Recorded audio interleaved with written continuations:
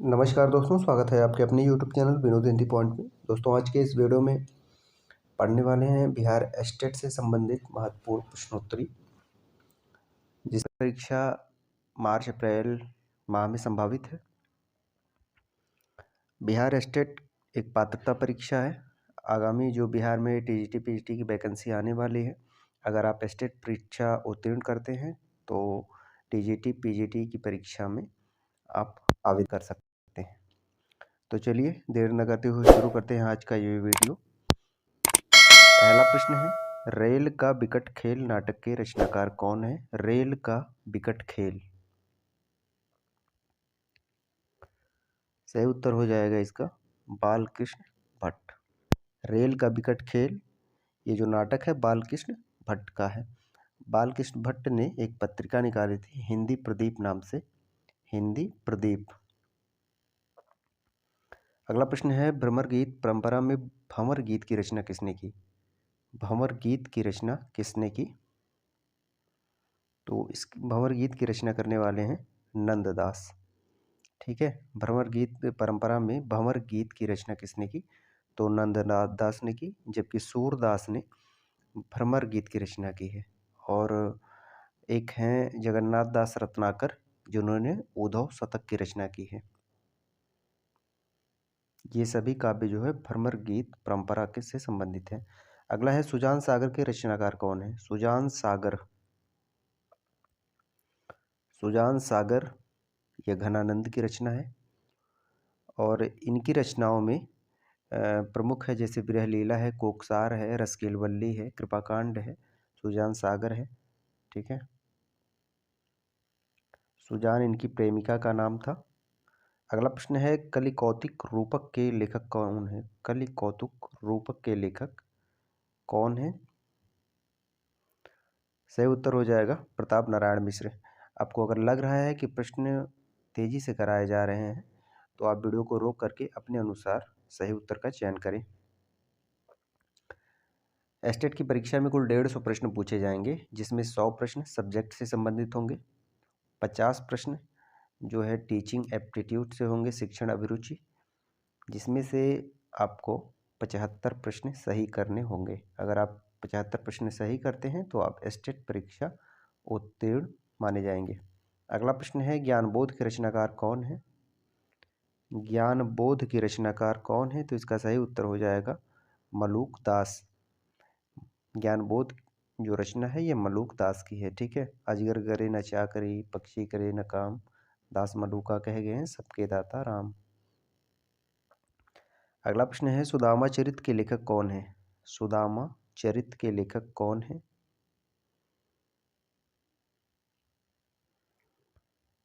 तो सही उत्तर हो जाएगा नंददास। सुदामा चरित के लेखक हैं नंददास। ठीक है, इनकी और रचनाएं हैं, जैसे अनिकार्थ मंजरी है, रस मंजरी है, रूप मंजरी है, विरह मंजरी है, मान मंजरी है। रास पंचाध्यायी इनकी प्रसिद्ध रचना है जो रोलाचंद में लिखी गई है। अगला प्रश्न है, आचार्य महावीर प्रसाद द्विवेदी रचित अर्थशास्त्र विषय का ग्रंथ है। अर्थशास्त्र विषय का ग्रंथ है, तो इसका सही उत्तर हो जाएगा संपत्ति शास्त्र। ठीक है, संपत्ति शास्त्र ये रचना जो है महावीर प्रसाद द्विवेदी की है और इसका विषय जो है अर्थशास्त्र से संबंधित है। अगला है, उत्तर रामचरितम के रचनाकार कौन है? उत्तर रामचरितम के रचनाकार कौन है? तो सही उत्तर हो जाएगा भवभूति।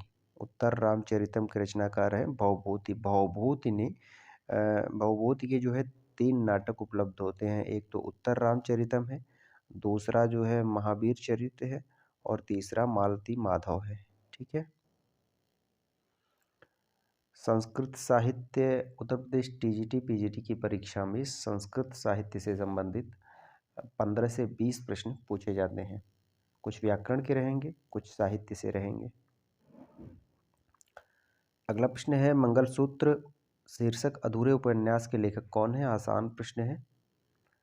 मंगलसूत्र उपन्यास जो है मुंशी प्रेमचंद जी का है। इन्हें उपन्यास सम्राट और कहानी सम्राट के नाम से जाना जाता है। ठीक है, मंगलसूत्र ये इनकी अधूरी रचना है। इन्होंने इनके और उपन्यास है, जैसे सेवा सदन है 1918 में लिखा गया है, प्रेमाश्रम है 1922 में, रंगभूमि, कायाकल्प, निर्मला, गबन, गोदान जो है इनका अंतिम उपन्यास है जो 1936 ईस्वी में लिखा गया।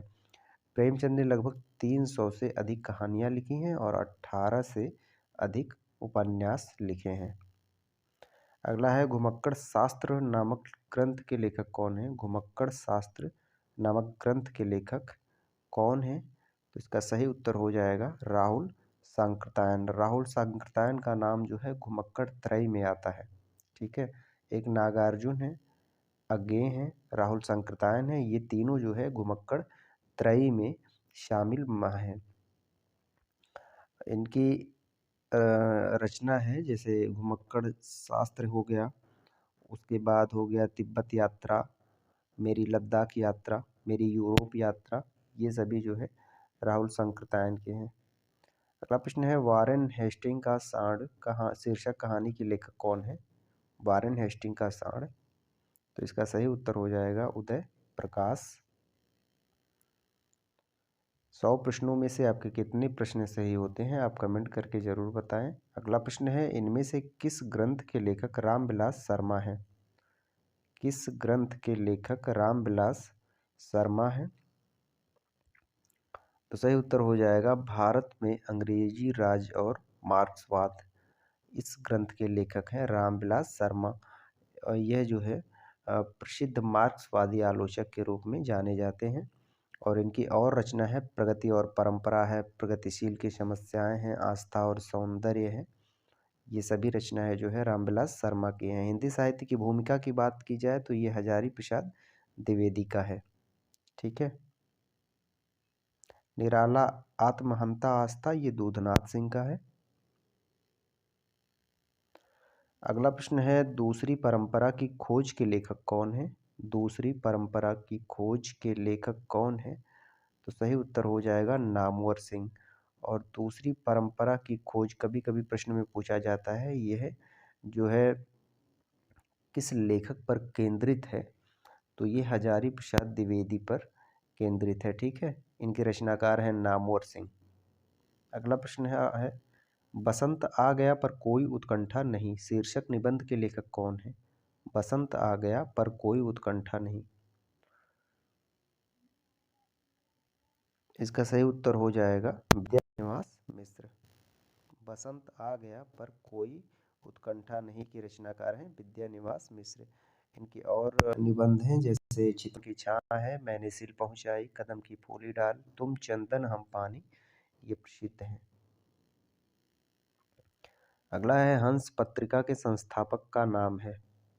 हंस पत्रिका के संस्थापक का नाम है तो मुंशी प्रेमचंद। हंस पत्रिका के संस्थापक का नाम है मुंशी प्रेमचंद।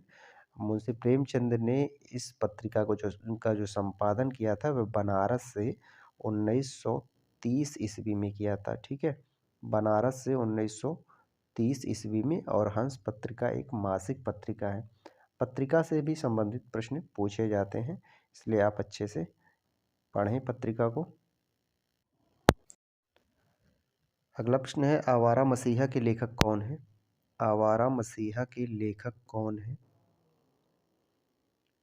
तो इसका सही उत्तर हो जाएगा विष्णु प्रभाकर। आवारा मसीहा के लेखक हैं विष्णु प्रभाकर। ठीक है,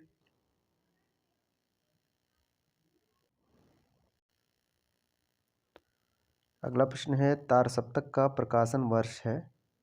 तार सप्तक का प्रकाशन वर्ष है, तो इसका सही उत्तर हो जाएगा 1943 ईस्वी में।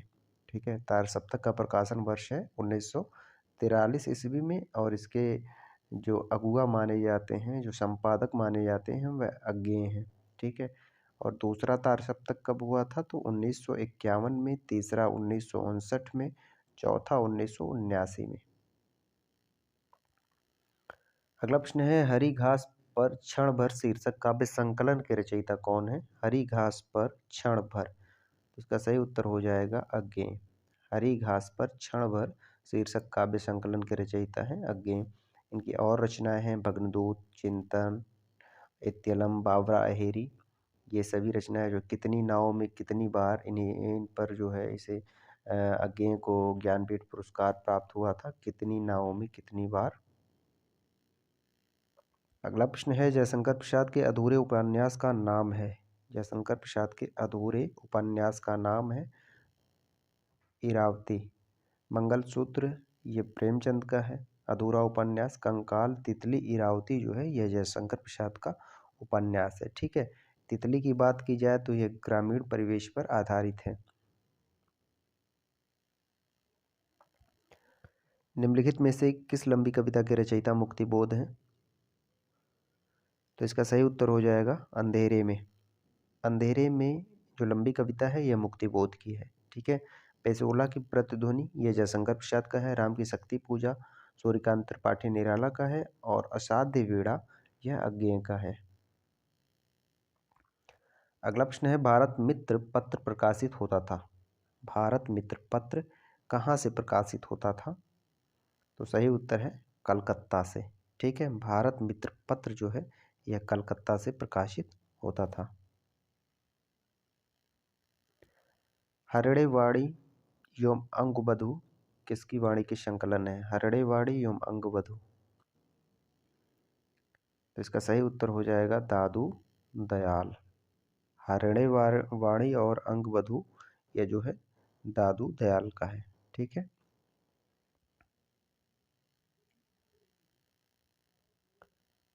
अगला प्रश्न है, मनीषी की लोक यात्रा किसकी जीवनी है? मनीषी की लोक यात्रा किसकी जीवनी है? तो सही उत्तर है कविनाथ गोपीराज की। ठीक है, मनीषी की लोक यात्रा यह जीवनी है कविनाथ गोपीराज की।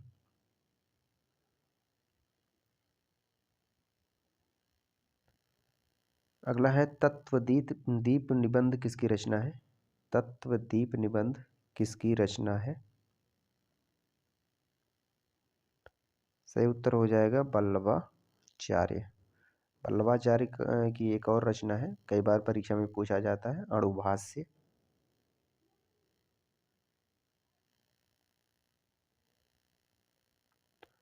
रूपा जीवा उपन्यास किसका है? रूपा जीवा उपन्यास किसका है? तो सही उत्तर हो जाएगा लक्ष्मी नारायण लाल।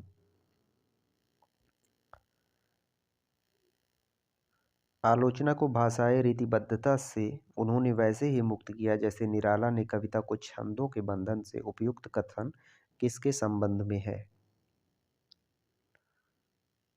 तो ये कथन जो है रामविलास शर्मा के संबंध में कहा गया है।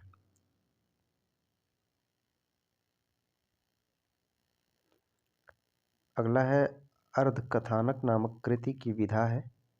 अर्धकथानक नामक कृति की विधा है। तो इसका सही उत्तर हो जाएगा आत्मकथा। वैद्यनाथ मिश्र किसका वास्तविक नाम था?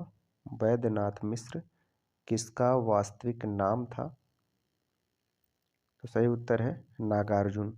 नागार्जुन का जो उपनाम था वैद्यनाथ मिश्र, यात्री, ये सभी नामों से ये लिखा करते थे नागार्जुन।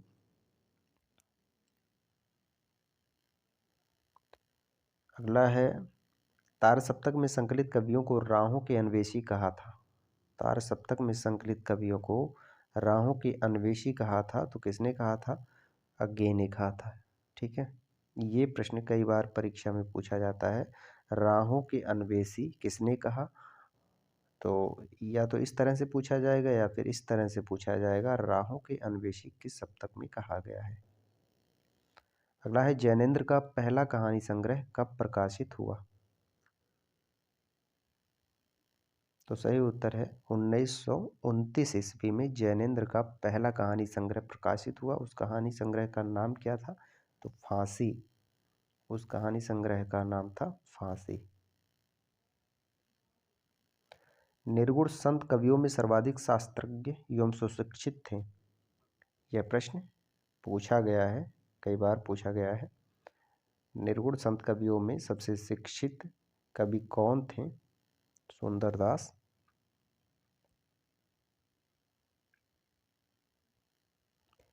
अगला है, भक्तिकाल के किस कवि को जातीय कवि कहा जाता है? किस कवि को जातीय कवि कहा जाता है? उत्तर हो जाएगा तुलसीदास। ठीक है, तुलसीदास को जो है जातीय कवि के रूप में जाना जाता है। भूषण को कवि भूषण की उपाधि किसने प्रदान की? भूषण को कवि भूषण की उपाधि किसने प्रदान की? सही उत्तर हो जाएगा सोलंकी राजा रुद्र ने भूषण को कवि भूषण की उपाधि प्रदान की। और भूषण की जो रचनाएं हैं, भूषण वीर रस के कवि माने जाते हैं। शिवराज भूषण, शिवा बावनी, छत्रसाल दशक, ये सभी रचनाएं जो हैं भूषण के हैं और इन्हें वीर रस का कवि कहा जाता है। अगला है आलोचना नामक प्रसिद्ध समीक्षा पत्रिका के संपादक कौन थे?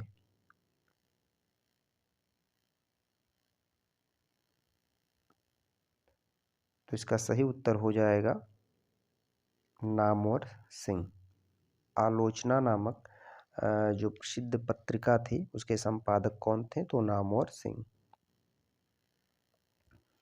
अगला है हिंदी का सर्वप्रथम गीत नाट्य है।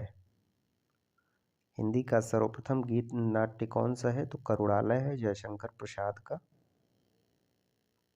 किसकी कविताएं स्वाधीन भारत का इस्पाती दस्तावेज हैं? किसकी कविताएं स्वाधीन भारत का इस्पाती दस्तावेज हैं? तो मुक्तिबोध की। ठीक है, मुक्तिबोध की जो कविताएं हैं स्वाधीन भारत का इस्पाती दस्तावेज है। भूरी भूरी खाक धूल, चांद का मुंह टेढ़ा, विपात्र सतह से उठता आदमी, ये सभी रचनाएं जो है मुक्तिबोध की हैं। अगला है शारदिया के नाटककार कौन है? शारदिया के नाटककार कौन है? तो इसका सही उत्तर हो जाएगा जगदीश चंद्र माथुर। शारदिया के नाटककार हैं जगदीश चंद्र माथुर। कोणार्क इनका प्रसिद्ध जो है नाटक है। और पहला राजा, शारदिया। आजकल परीक्षा में जो ज़्यादा पूछा जा रहा है कौन सी कहानी किस लेखक की है, कौन सा उपन्यास किसका है, कौन सा नाटक किसका है, इस तरह के प्रश्न ज़्यादा पूछे जा रहे हैं। अगला है आदिकाल का वीरकाल नामकरण किसने दिया? आदिकाल का वीरकाल नाम किसने दिया? तो इसका सही उत्तर हो जाएगा विश्वनाथ प्रसाद मिश्र ने। यहाँ वीरगाथा काल नहीं है, अगर वीरगाथा काल होता तो रामचंद्र शुक्ल इसका सही उत्तर होता, इसलिए यहाँ पर वीरकाल है। तो आदिकाल का जो वीरकाल नाम दिया था विश्वनाथ प्रसाद मिश्र ने। ठीक है, संधि एवं चारण काल कहने वाले हैं राम कुमार वर्मा। और प्रारंभिक काल, आदिकाल को प्रारंभिक काल किसने कहा? तो मिश्र बंधु ने कहा। और रामचंद्र शुक्ल ने क्या कहा? वीरगाथा काल कहा है। जयशंकर प्रसाद की किस कृति पहले ब्रजभाषा में बाद में खड़ी बोली में रूपांतरित कर दिया गया? तो सही उत्तर हो जाएगा प्रेम पथिक। ठीक है, पहले जो है यह ब्रजभाषा में था, उसके बाद जो है खड़ी बोली में रूपांतरित कर दिया गया।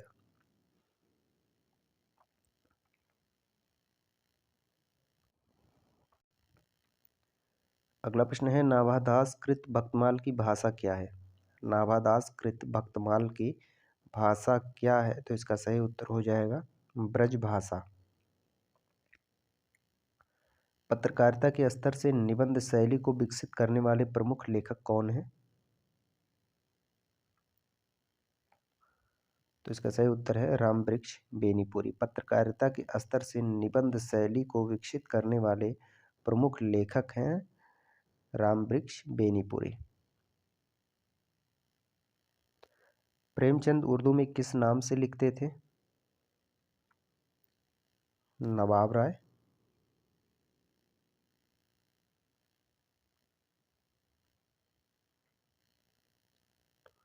पंत की पहली रचना है, पंत की पहली रचना है, तो ये रचना है गिरजे का घंटा। और ये कब लिखा गया था? तो 1916 ईस्वी में यह लिखा गया था। ठीक ठीक है, साथ ही साथ है जैसे बीड़ा है, पल्लव है, गुंजन है, नौका विहार, युगांत, युगवाणी, रजत शिखर, ये सभी रचनाएं जो है पंत की हैं। चिदम्बरा को पर इन्हें ज्ञानपीठ पुरस्कार प्राप्त हुआ था। अगला प्रश्न है भूषण का वास्तविक नाम था, भूषण का वास्तविक नाम क्या था? तो सही उत्तर है घनश्याम। भूषण का वास्तविक नाम था घनश्याम। प्रसाद पंत और मैथिली शरण नामक निबंध संग्रह किसका है, पूछा गया प्रश्न है। तो ये जो निबंध है ये दिनकर का है। प्रसाद पंत और मैथिली शरण, ये निबंध किसका है, तो दिनकर का है। दिनकर का एक और रचना है जैसे अर्धनारीश्वर। अर्धनारीश्वर। द्विवेदी युग के सर्वश्रेष्ठ प्रगतिकार माने जाते हैं। सर्वश्रेष्ठ प्रगतिकार माने जाते हैं तो मुकुटधर पांडे। द्विवेदी युग के सर्वश्रेष्ठ प्रगतिकार माने जाते हैं मुकुटधर पांडे।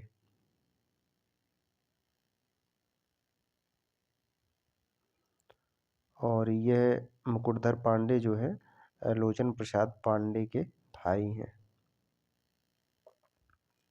अगला प्रश्न है, नागरी पिछाड़ी सभा की स्थापना कब हुई। नागरी पिछाड़ी सभा की स्थापना कब हुई, तो 1893 ईस्वी में नागरी पिछाड़ी सभा की स्थापना हुई। ठीक है। अगला है, प्रजा हितैषी नामक पत्र के संपादक कौन थे। प्रजा हितैषी नामक पत्र के संपादक कौन थे, राजा लक्ष्मण सिंह। प्रजा हितैषी नामक पत्र के संपादक थे राजा लक्ष्मण सिंह। ठीक है। ये पत्रिका कब निकलती थी, 1860 ईस्वी से में ये पत्रिका प्रकाशित हुई थी। आगरा से ये पत्रिका निकलती थी 1860 ईस्वी। प्रेमचंद की किस कृति को प्रतिबंधित किया गया था।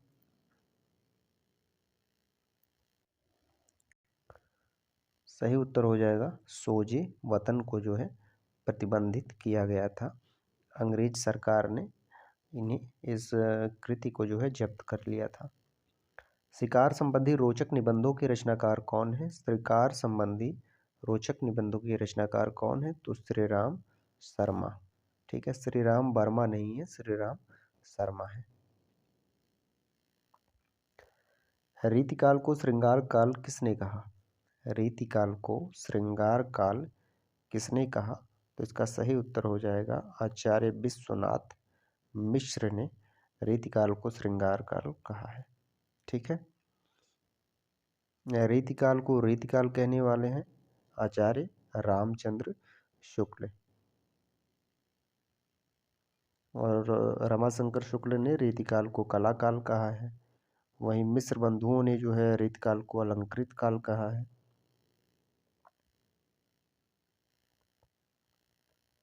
प्रश्न अच्छे लग रहे हैं तो आप वीडियो को शेयर कर दीजिए। चैनल पर नए हैं तो चैनल को सब्सक्राइब कर लीजिए। अगला प्रश्न है, तार सप्तक का संबंध किस काव्यधारा से है।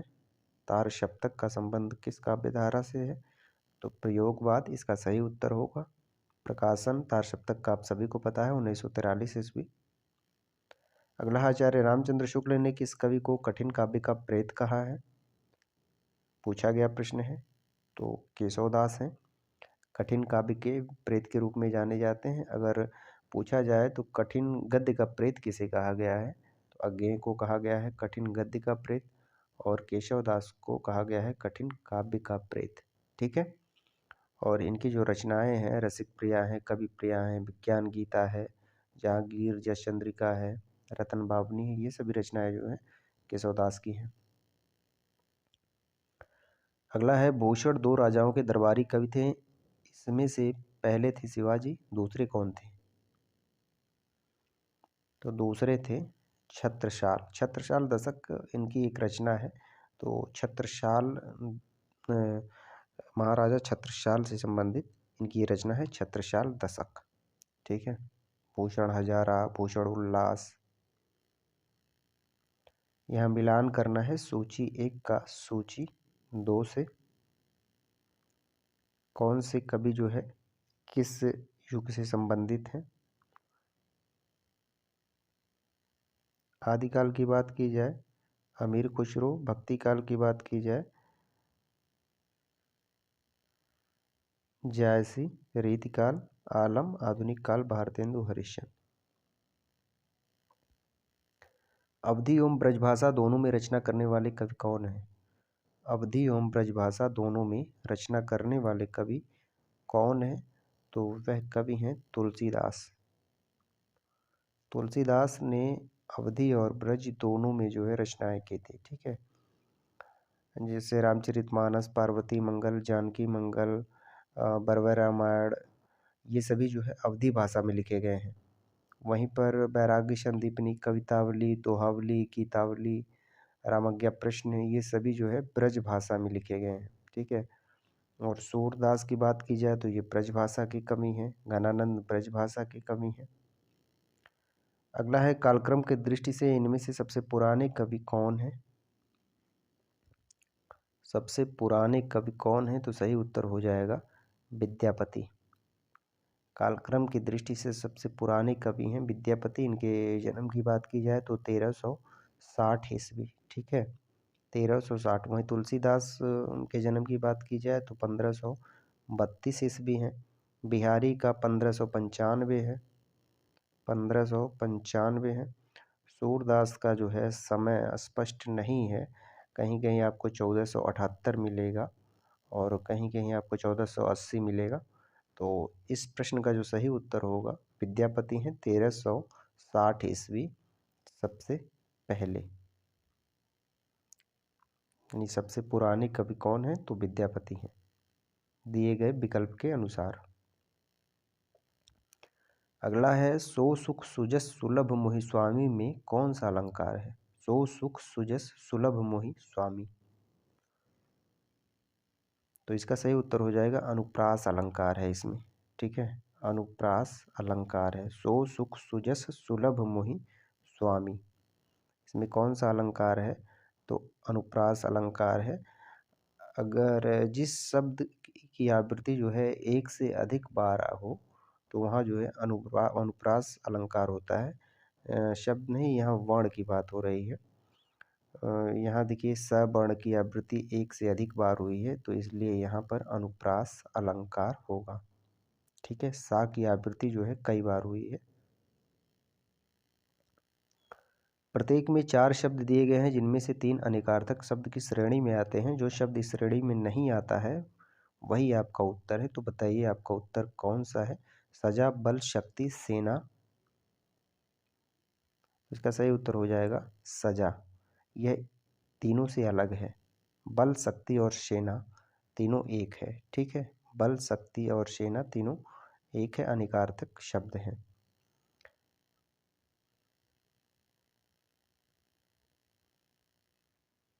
अगला है इस प्रश्न में एक वाक्य दिया गया है जिसमें त्रुटि है। इसके नीचे 4 विकल्प दिए गए हैं जिसमें एक सही है। सही विकल्प चुनिए। हम बचपन में वहाँ जाता रहा। सही विकल्प का चयन करना है आपको। हम बचपन में वहाँ जाएंगे, हम बचपन में वहाँ जाते रहे हैं, मैं बचपन में वहाँ जाता रहा, मैं बचपन में वहाँ जाऊँगा। सही उत्तर है मैं बचपन में वहाँ जाता रहा। अथवा व्याकरण की दृष्टि से क्या है? अथवा व्याकरण की दृष्टि से एक अवयव है। मात्रा की दृष्टि से दोहा के ठीक विपरीत क्या होता है? दोहा के ठीक विपरीत क्या होता है? तो सोरठा होता है। ठीक है, सोरठा होता है। इसमें जो है 13-11 मात्राएं होती हैं और सोरठा में 11-13 होती हैं। 13-11 और 11-13। अगला प्रश्न है अवहट भाषा से तात्पर्य है। अवहट भाषा से तात्पर्य है तो ये अवहट भाषा जो है ग्रामीण अपभ्रंश की भाषा है। ठीक है, ग्रामीण अपभ्रंश। भाषा परिवर्तनशील है, आप सभी को पता है। अगला है निम्नलिखित में से क्या काल कहलाता है? क्रिया के घटित होने का समय, क्रिया का सामान्य रूप, क्रिया मूल रूप, क्रिया का पूर्ण रूप। क्या काल कहलाता है? क्रिया के घटित होने का समय। कारक के भेद हैं। कारक के कितने भेद हैं? तो सही उत्तर हो जाएगा इसका डी, कारक के 8 भेद हैं। ठीक है, कौन कौन है? तो कर्ता है, कर्म है, करण है, संपदान है, अपादान है, संबंध है, अधिकरण है और संबोधन है।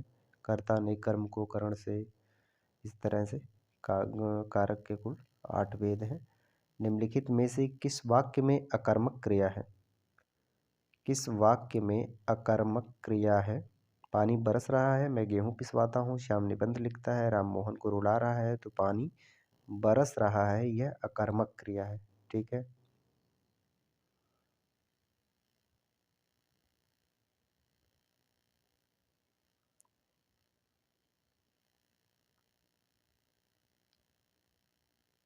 अगला है प्रश्न, निम्नलिखित वाक्यों में से उनके प्रथम तथा अंतिम अंश 1 और 6 के अंतर्गत दिए गए हैं। बीच वाले 4 अंश या अलावा बिना क्रम के हैं। चारों अंशों को उचित क्रमानुसार व्यवस्थित कर उचित विकल्प चुनें। तो ये आसान प्रश्न है, आप इसे कर पाएंगे आसानी से। ठीक है, बढ़ते हैं अगले प्रश्न की तरफ।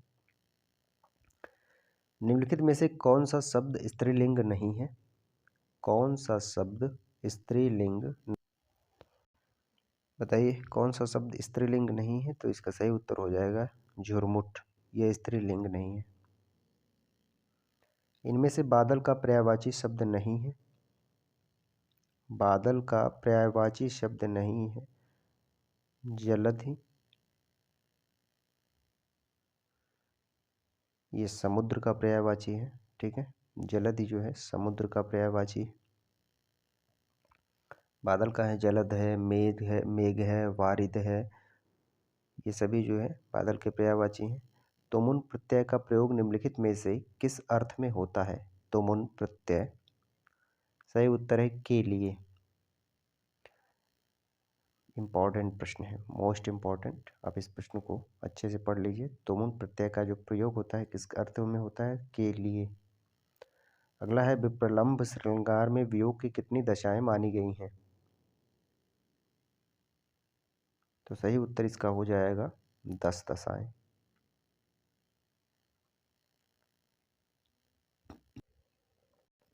अगला प्रश्न है, सिंहद्वार शब्द में समास है। सिंहद्वार शब्द में समास है तत्पुरुष समास। अनंत का सही संधि क्या है? अनंत, इसका सही उत्तर हो जाएगा अनधन अंत। इसमें कौन सी संधि है? व्यंजन संधि है। व्युत्पत्ति के आधार पर संज्ञा के कितने भेद होते हैं? व्युत्पत्ति के आधार पर संज्ञा के कितने भेद होते हैं? तो 3 भेद होते हैं। ठीक है, व्यक्तिवाचक, जातिवाचक और भाववाचक।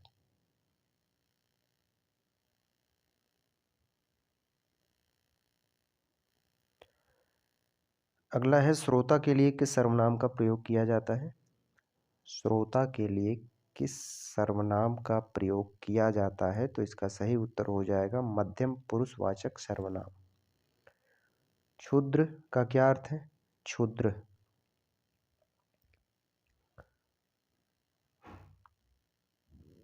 नीच और अधम। ठीक है, क्षुद्र का जो अर्थ है, क्षुद्र का पर्यायवाची जो है नीच और अधम। अगला है, वर्तनी की दृष्टि से निम्नलिखित में से शुद्ध शब्द है। वर्तनी की दृष्टि से निम्नलिखित में से कौन सा शब्द शुद्ध है? उपयुक्त, ये शुद्ध है। ठीक है, उपरोक्त भी गलत है। सम उपसर्ग में निष्पन्न शब्द कौन सा है? सम उपसर्ग में निष्पन्न शब्द कौन सा है?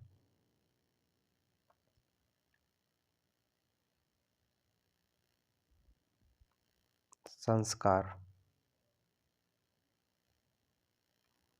राम शब्द के षष्ठी एकवचन का रूप क्या है?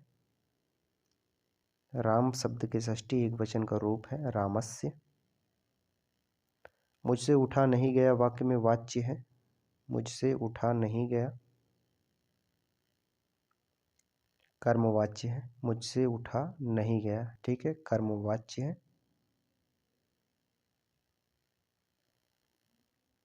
सदस्नाता शब्द निम्नलिखित में से किस वाक्यांश पर लागू होता है? सदस्नाता, जिसने अभी अभी स्नान किया हो।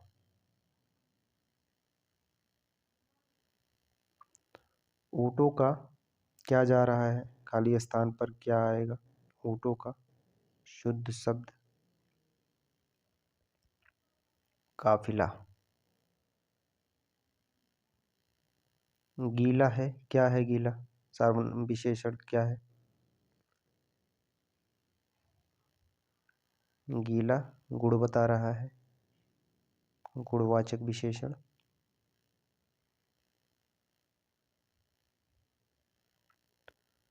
परस का विलोम शब्द क्या है? परस कोमल।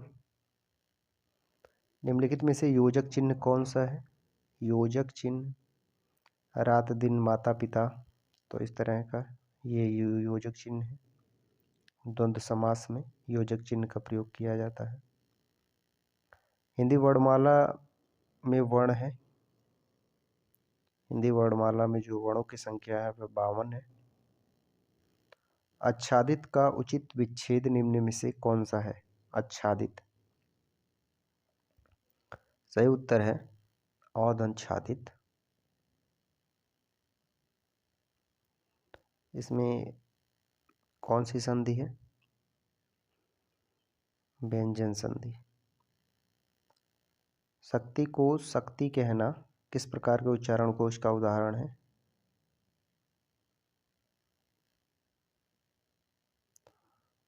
स्वसभ्य भक्ति।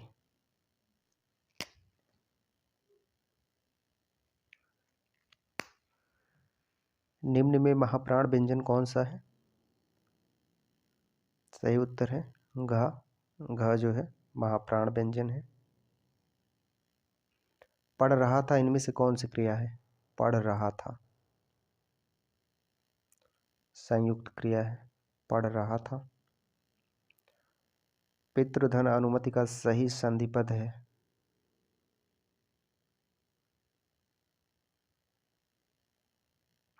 पितृनुमति। 94 से 96 का पर्यायवाची आपको बताना है। दूध का पर्यायवाची क्या है? दूध का है स्तन्य, दुग्ध, स्तन्य, दुग्ध, अमृत, क्षीर। यहाँ देखिए पेय लिखा है, पेय नहीं, अगर पेय होता तो ये दूध का पर्यायवाची होता। नवनीत तो घी का है। प्रेक्षा, इसका पर्यायवाची बताइए। तो इसका सही उत्तर है दृष्टि। ठीक है, नेत्र नयन से संबंधित है, लोचन। ये सभी आँख के पर्यायवाची हैं। विरासत, विरासत का पर्यायवाची शब्द क्या होगा?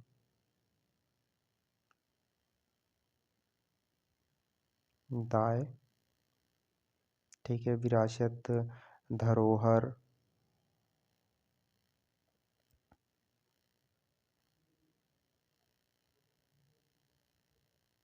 यहाँ 97 से 100 नंबर के जो प्रश्न है, ये 4 अंशों को उचित क्रमानुसार व्यवस्थित कर सही विकल्प का चयन करना है। ठीक है, चलिए आज का हमारा ये वीडियो यहीं समाप्त होता है।